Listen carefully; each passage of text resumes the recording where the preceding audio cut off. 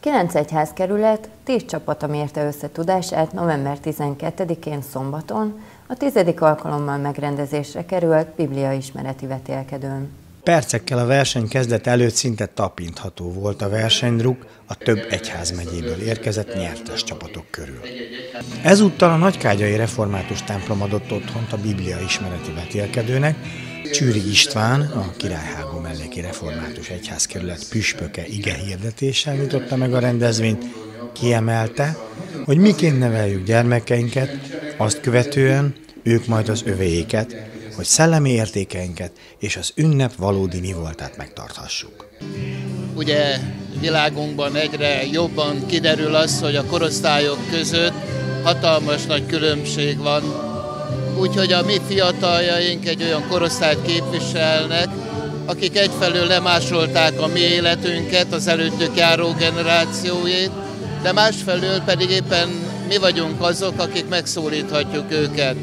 Éppen ezért én a mai napon ezeket a fiatalokat úgy szeretném megszólítani, hogy közben megpróbálom körbe rajzolni azt, hogy mire lesznek ők majd felelősek.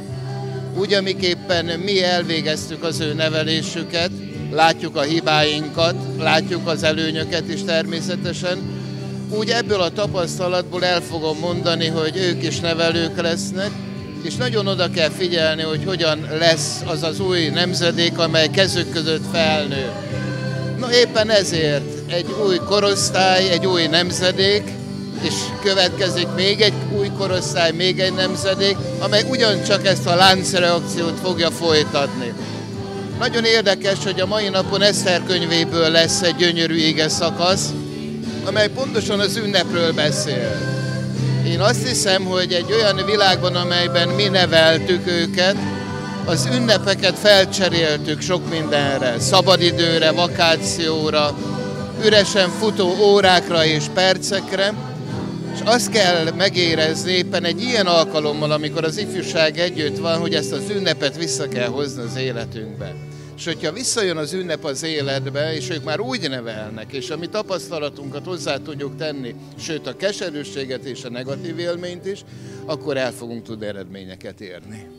A feladatlapok kiosztása után a fiataloknak gondosan összeállított, változatos feladványokkal kellett megbirkózniuk, melyben a szervezők törekedtek a részletes tudás kibontakoztatására. A kérdéseket közösen állítjuk össze, lelkipásztorok, és abból a végén majd én válogatom ki azt, ami végül ide eljön a bibliaismereti vetélkedőre, és amit felteszünk a fiataloknak.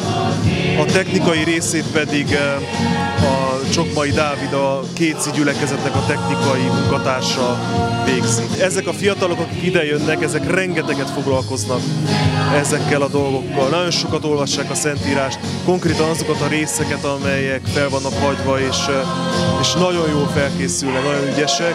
Összesen 50 kérdésre kellett választ adni a 4 főből álló csapatoknak. Az idei év kérdései könnyebbek voltak, tehát nem annyira helynevek voltak, hanem inkább mondatot kellett folytatni, amit mi úgy szoktuk, hogy beosztjuk az egész télt 4 részre a csapattagjai között, és akkor is sokkal jobban rá tudunk készülni, és be tudjuk magolni a részeinket.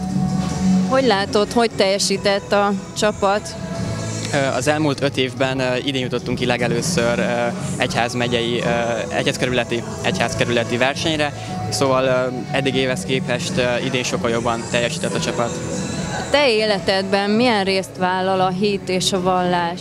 Én a Nagyváradi Lóránczi Zsuzsanna Református Gimnáziumba járok, és így ezáltal is jelen van a hit áhítatok során, és több olyan rendezvény is van az iskolában, ahol részt veszünk, és ott szükség van a hitre és a vallásra.